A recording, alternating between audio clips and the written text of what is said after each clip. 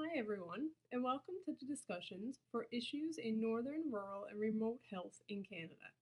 My name is Brenda Green, and this week we will be discussing rural populations. Around the world, people live in communities of all different shapes and sizes, from bustling cities where everyone is crowded together to small farm towns seemingly in the middle of nowhere with no neighbours in sight.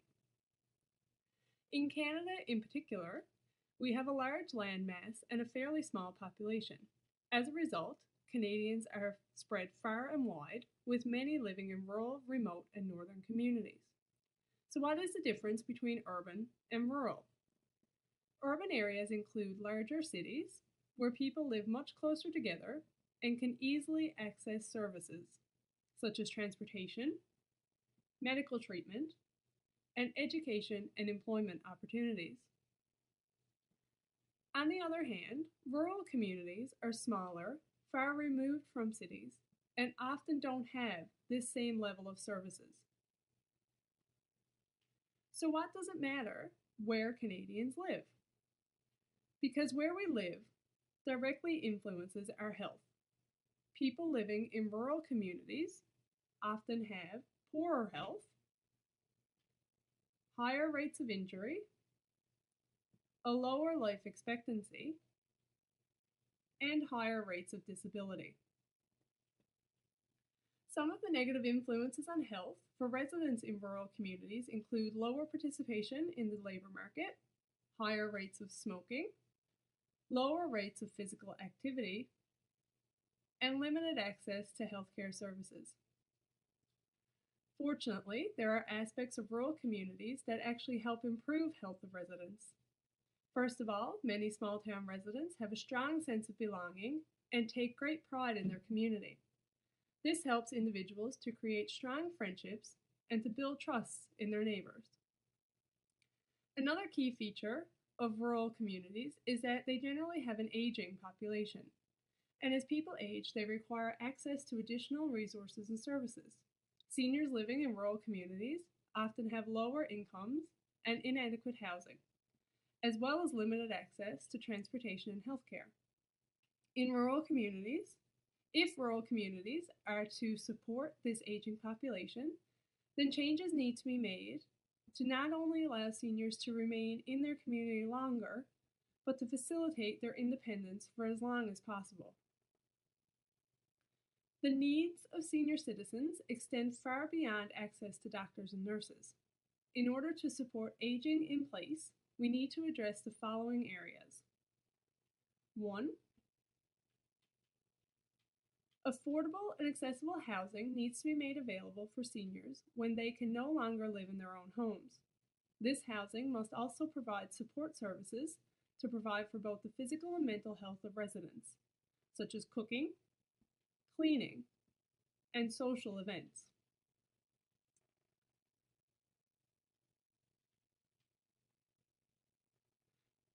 2. Transportation is hugely important in rural communities, as it enables people to access the services they need. When individuals cannot access transportation or lose their ability to drive, they lose a piece of their independence. As such, there is a need for formal transportation services within rural communities. 3. Healthcare services need to be readily available within rural communities so that residents aren't forced to leave their homes to access these services. Having to move away from the community can cause stress and mental strain for many seniors.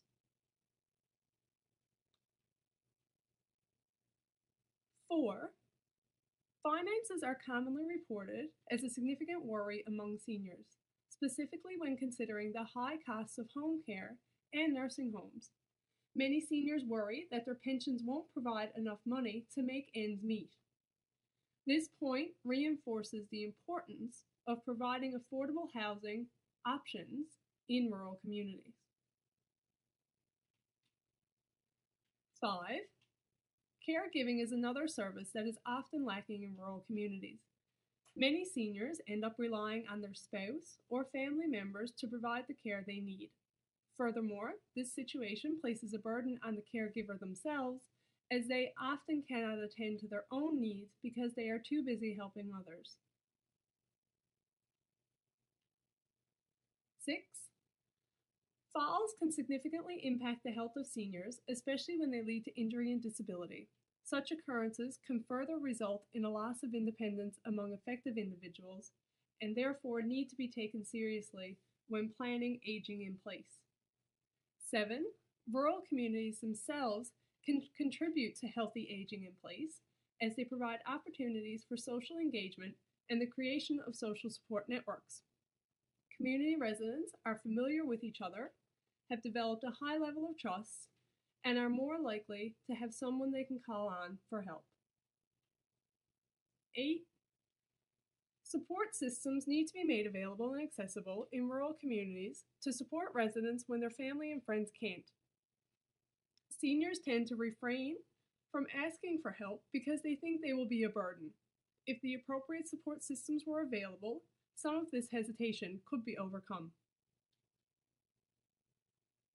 Going back to our map, we can see that a large portion of Canada is considered circumpolar, that is, very northern and very remote.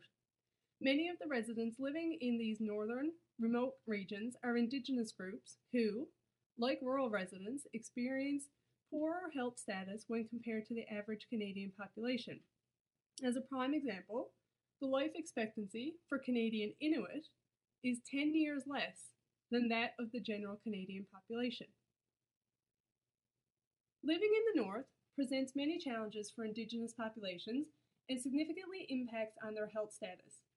Indigenous groups are subjected to prolonged and severe cold temperatures, and they often live under conditions of crowded housing in poor quality conditions, which can support the development and spread of infectious diseases, such as tuberculosis.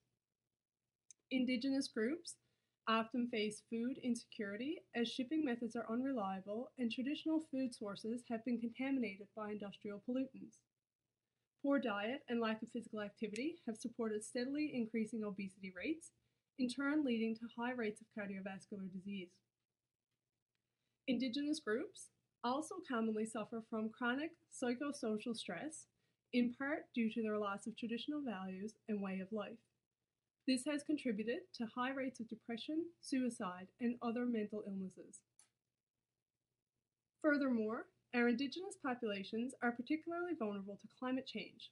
Glacial and sea ice melting combined with changes in land and weather conditions have the potential to influence disease patterns and disrupt access to traditional food sources. More research is still needed on the health of rural, remote, and northern Canadians and the factors that affect it. However, we know for sure that more work needs to be done to support and improve the health status of these populations. Thank you for listening, and I look forward to discussing this topic further with all of you throughout the week.